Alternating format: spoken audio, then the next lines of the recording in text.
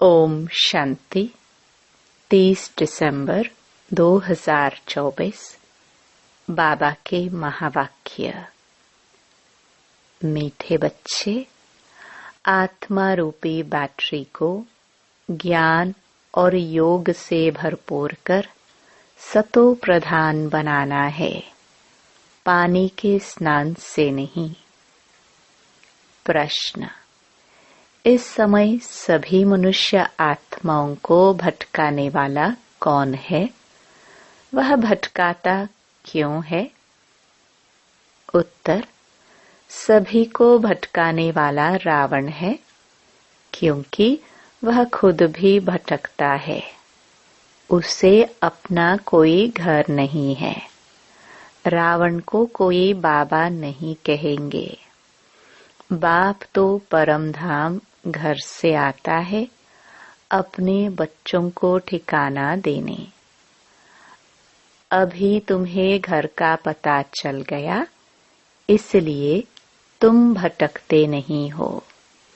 तुम कहते हो हम बाबा से पहले पहले जुदा हुए, अब फिर पहले पहले घर जाएंगे। ओम शांति। मीठे मीठे बच्चे यहाँ बैठकर समझते हैं, इनमें जो शिव बाबा आए हैं, कैसे भी करके हमको साथ घर जरूर ले जाएंगे।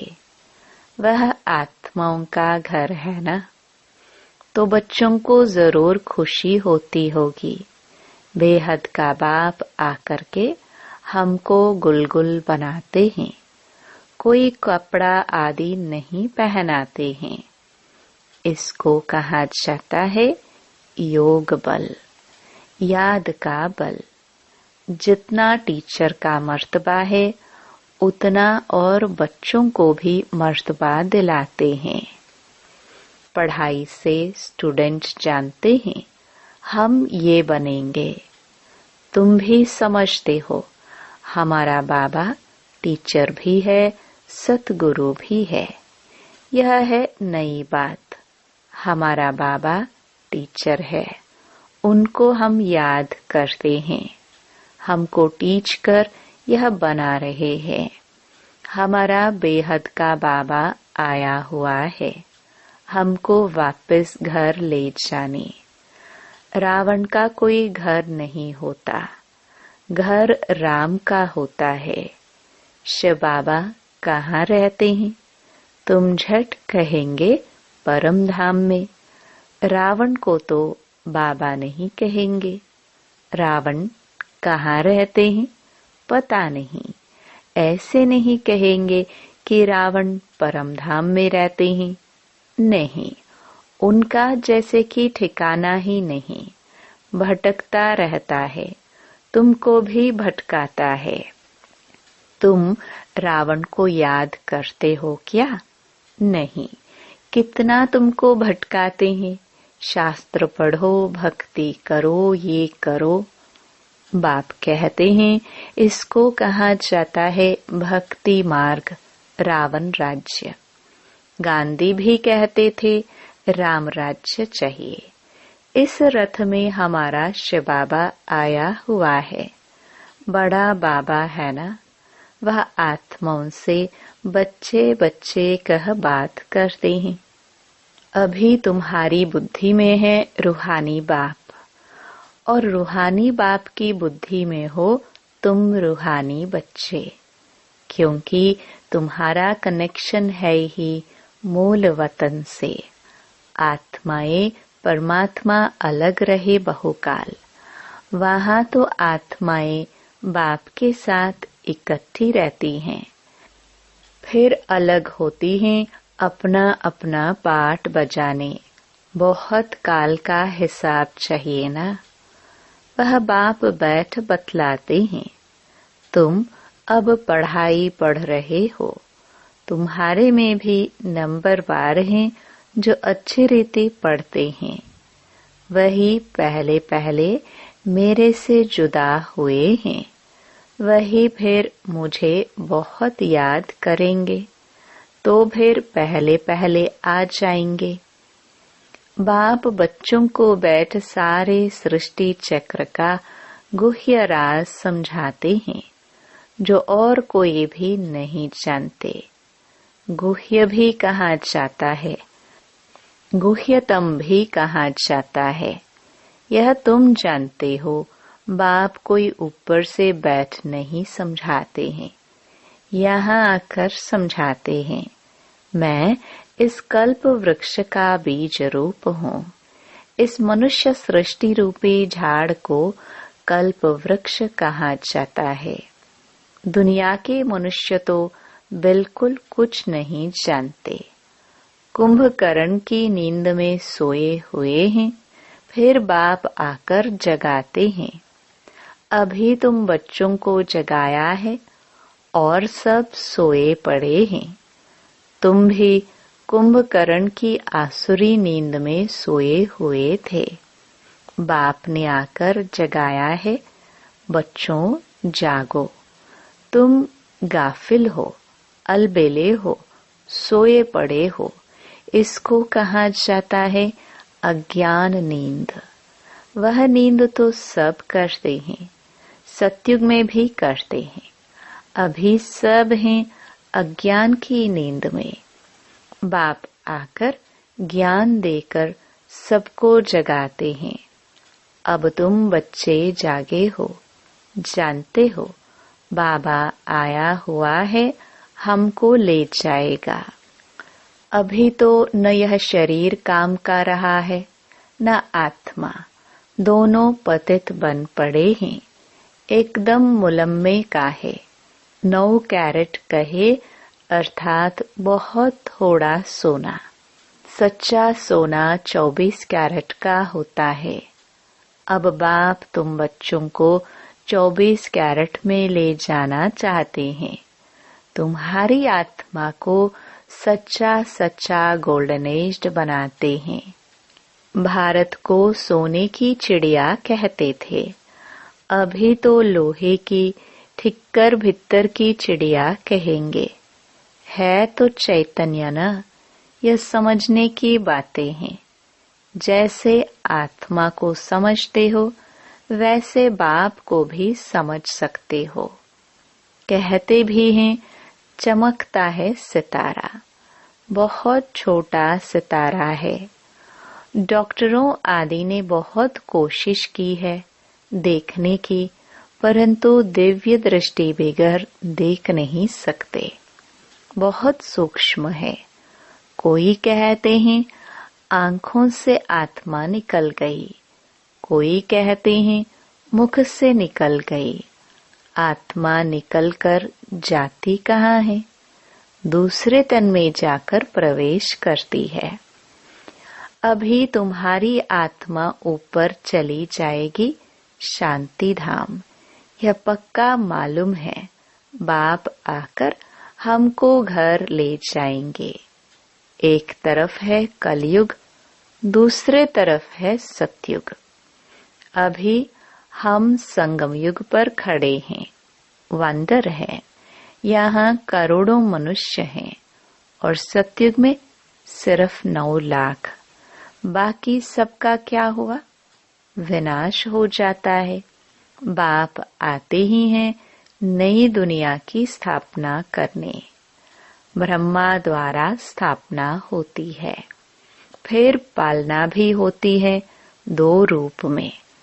ऐसे तो नहीं 4 भुजा वाले कोई मनुष्य होंगे, फिर तो शोभा ही नहीं है। बच्चों को भी समझा देते हैं। चतुर्भुज है श्री लक्ष्मी श्री नारायण का कंबाइंड रूप। श्री अर्थात श्रेष्ठ। त्रेता में 2 कला कम हो जाती है, तो बच्चों को यह नॉलेज अभी मिलती है। इसकी स्मृति में रहना है। मुख्य है ही 2 अक्षर। बाप को याद करो, दूसरे कोई की समझ में नहीं आएगा। बाप ही पतित पावन सर्वशक्तिमान है। गाते भी हैं बाबा आपने हमको सारा आसमान धरती सब कुछ दे दिया। ऐसी कोई चीज नहीं जो न दी हो। सारे विश्व का राज्य दे दिया है। तुम जानते हो यह लक्ष्मी नारायण विश्व के मालिक थे। फिर ड्रामा का चक्र फिरता है। संपूर्ण निर्विकारी बनना है, नंबरवार पुरुषार्थ अनुसार। यह भी जानते हो विकारी से निर्विकारी, निर्विकारी से विकारी। यह 84 जन्मों का पाठ अनगिनत बार बजाया है, उसकी गिनती नहीं कर सकते। आदमशुमारी भल गिनती कर लेते हैं। बाकी यह जो तुम तमो प्रधान से सतो प्रधान, सतो प्रधान से तमो प्रधान बनते हो, इनका हिसाब निकाल नहीं सकते कि कितना बार बने हो। बाबा कहते हैं 5000 वर्ष का यह चक्र है। ये ठीक है, लाखों वर्ष की बात तो याद भी न रह सके। अभी तुम्हारे में गुणों की धारणा होती है। ज्ञान का तीसरा नेत्र मिल जाता है। इन आंखों से तुम पुरानी दुनिया को देखते हो। तीसरा नेत्र जो मिलता है उनसे नई दुनिया को देखना है। यह दुनिया तो कोई काम की नहीं है, पुरानी दुनिया है। नई और पुरानी में फर्क देखो कितना है। तुम जानते हो हम ही नई दुनिया के मालिक थे। फिर 84 जन्म लेते लेते ये बने हैं। ये अच्छी रीति याद करना चाहिए और फिर दूसरे को भी समझाना है कैसे हम ये बनते हैं। ब्रह्मा सो विष्णु, फिर विष्णु सो ब्रह्मा बनते हैं। ब्रह्मा और विष्णु का फर्क देखते हो ना। विष्णु कैसे सजा सजाया बैठा है और ये ब्रह्मा कैसे साधारण बैठा है। तुम जानते हो ये ब्रह्मा वह विष्णु बनने वाला है। यह किसको समझाना भी बहुत सहज है। ब्रह्मा विष्णु शंकर का आपस में क्या संबंध है। तुम जानते हो यह विष्णु के 2 रूप लक्ष्मी नारायण है। यही विष्णु देवता सो फिर यह मनुष्य ब्रह्मा बनते हैं। वह विष्णु सत्युग का है, ब्रह्मा यहाँ का है। बाप ने समझाया है ब्रह्मा से विष्णु बनना सेकंड में, फिर विष्णु से ब्रह्मा बनने में 5000 वर्ष लगते हैं। तत्त्वम। केवल एक ब्रह्मा ही तो नहीं बनते हैं ना। ये बातें सिवाय बाप के और कोई समझा ना सके। यहाँ कोई मनुष्य गुरु की बात नहीं है। इनका भी गुरु शिव बाबा। तुम ब्राह्मणों का भी गुरु शिव बाबा है। उनको सतगुरु कहा जाता है। तो बच्चों को शिव बाबा को ही याद करना है। कोई को भी यह समझाना तो बहुत सहज है। शिव बाबा को याद करो। शिव बाबा स्वर्ग नई दुनिया रचते हैं। ऊंच ते ऊंच भगवान शिव है। वह हम आत्माओं का बाबा है। तो भगवान बच्चों को कहते हैं मुझ बाप को याद करो। याद करना कितना सहज है। बच्चा पैदा होता है और झट माँ माँ उनके मुख से आपे ही निकलता है। माँ बाप के सिवाय और कोई पास नहीं जाएगा। माँ मर जाती हैं, वह फिर और बात है। पहले हैं माँ और बाप और मित्र संबंधी आदि होते हैं। उसमें भी जोड़ी जोड़ी होगी। चाचा चाची 2 है ना। कुमारी होगी, फिर बड़े होते ही कोई चाची कहेंगे, कोई मामी कहेंगे। अभी तुमको बाप समझाते हैं तुम सब भाई भाई हो बस। और सब संबंध कैंसिल करते हैं। भाई भाई समझेंगे तो एक बाप को याद करेंगे। बाप भी कहते हैं, बच्चों मुझ एक बाप को याद करो। कितना बड़ा बेहद का बाप है। वह बड़ा बाबा तुमको बेहद का वर्षा देने आए हैं। घड़ी घड़ी कहते हैं, मन मना भव। अपने को आत्मा समझ बाप को याद करो। ये बात भूलो मत। देह अभिमान आने से ही भूल जाते हैं। पहले पहले तो अपने को आत्मा समझना है। हम आत्मा सालिग्राम है और एक बाबा को ही याद करना है। बाप ने समझाया है, मैं पतित पावन हूँ। मुझे याद करने से तुम्हारी बैटरी जो खाली हो गई है वह भरपूर हो जाएगी। तुम सतो प्रधान बन जाएंगे। पानी की गंगा में तो जन्म जन्मांतर घुटका खाया है, लेकिन पावन बन नहीं सके। पानी कैसे पतित पावन हो सकता है? ज्ञान से ही सद्गति होती है।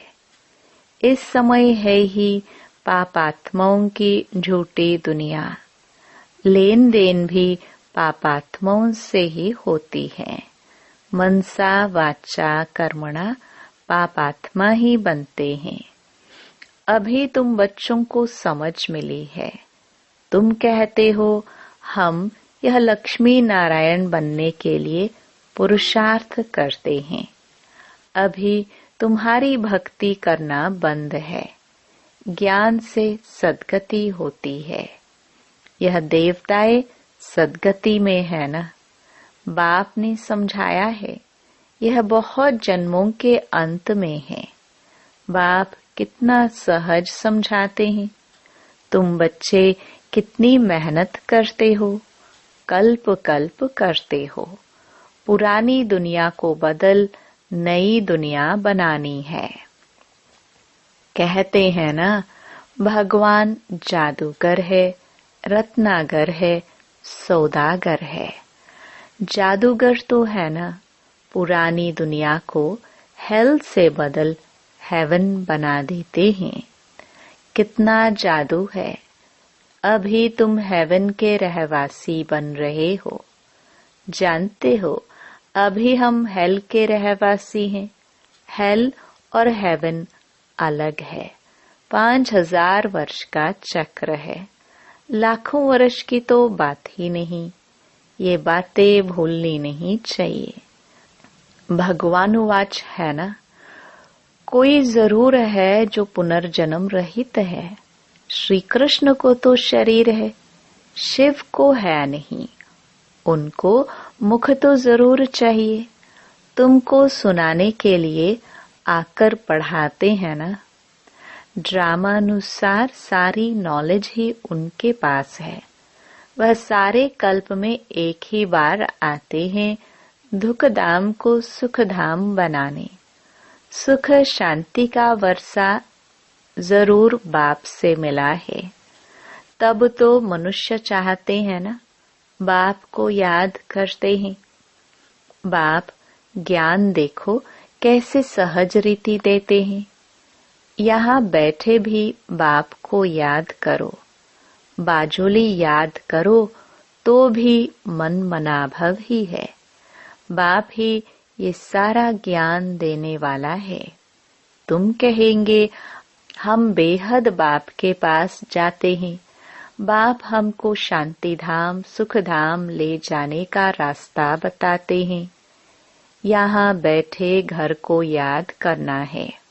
अपने को आत्मा समझ बाप को याद करना है। घर को याद करना है और नई दुनिया को याद करना है। ये पुरानी दुनिया तो खत्म होनी ही है। आगे चलकर तुम वैकुंठ को भी बहुत याद करेंगे। घड़ी घड़ी वैकुंठ में जाते रहेंगे। शुरू में बच्चियां घड़ी घड़ी आपस में बैठ वैकुंठ में चली जाती थी। यह देखकर बड़े बड़े घर वाले अपने बच्चों को भेज देते थे। नाम ही रखा था ओम निवास। कितने ढेर बच्चे आए, फिर हंगामा हुआ। बच्चों को पढ़ाते थे, आपे ही ध्यान में चले जाते थे। अभी यह ध्यान दीदार का पाठ बंद कर दिया है। यहाँ भी कब्रिस्तान बना देते थे। सबको सुला देते थे। कहते थे अब शिव बाबा को याद करो। ध्यान में चले जाते थे। अब तुम बच्चे भी जादूगर हो। किसको भी देखेंगे और वह झट ध्यान में चले जाएंगे। यह जादू कितना अच्छा है। नौधा भक्ति में तो जब एकदम प्राण देने तैयार होते हैं तब उनको दीदार होता है। यहाँ तो बाप खुद आए हैं। तुम बच्चों को पढ़ाकर ऊंच पद प्राप्त कराते हैं। आगे चल तुम बच्चे बहुत साक्षात्कार करते रहेंगे। बाप से अभी भी कोई पूछे तो बता सकते हैं कौन गुलाब का फूल है, कौन चंपा का फूल है, कौन टांगर है। टूह भी होती है ना। टांगर, टूह ये सब वैरायटी फूलों का नाम है। अच्छा, मीठे मीठे सिखिलदे बच्चों प्रति मात पिता बाप दादा का याद प्यार और गुड मॉर्निंग। रूहानी बाप की रूहानी बच्चों को नमस्ते। धारणा के लिए मुख्य सार। पहला, देह के सब संबंध कैंसिल कर आत्मा भाई भाई हैं यह निश्चय करना है और बाप को याद कर पूरे वर्षे का अधिकारी बनना है। दूसरा, अब पाप आत्माओं से लेन देन नहीं करनी है। अज्ञान नींद से सबको जगाना है। शांति धाम सुख धाम जाने का रास्ता बताना है। वरदान, मन बुद्धि की एकाग्रता द्वारा सर्व सिद्धियां प्राप्त करने वाले सदा समर्थ आत्मा भव। सर्व सिद्धियों को प्राप्त करने के लिए एकाग्रता की शक्ति को बढ़ाओ। यह एकाग्रता की शक्ति सहज निर्विघ्न बना देती है।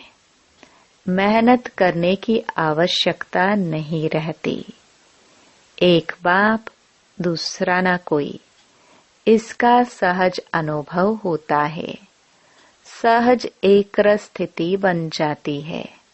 सर्व के प्रति कल्याण की वृत्ति, भाई भाई की दृष्टि रहती है।